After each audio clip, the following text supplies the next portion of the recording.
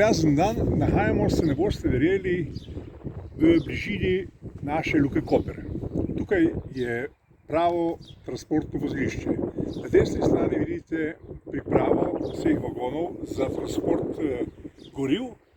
Na to prihajajo povezovalni deli tirov, kjer v bistvu lahko nalagajo razsute tovore in seveda poglavitni del dejavnosti Luke Koper, to pa so tile različni kontejnerji.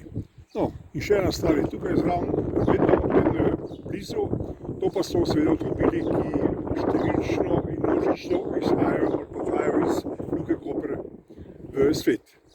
No, zanimivo je, da pogledajte, koliko tirov imamo. Samo na tem področju, ko govorimo o tako zvanih prevozih goriv, vidimo 3 tire. Tu pa je zagotovo 12-13 tirov. Mi pa vse to povezujemo, ne boste verjeli, z enim tirom, in to starim tirom. 30 let nismo bili v stanju zgraditi drugega tira, da bi hitreje spraznili te kompozicije, ki jih vidite tukaj.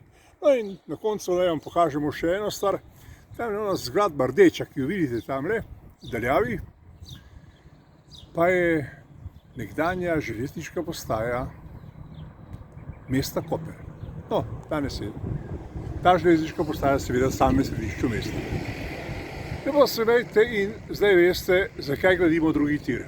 In seveda veste tudi to, da ga gradijo Turki in pa seveda naš znameniti Kolektor, ki ravno zdajle, kot vemo in smo izvedeli, iščejo nove delavce v Sloveniji. Zanimivo, mar ne? Ne pa se vejte in čakamo na drugi tir.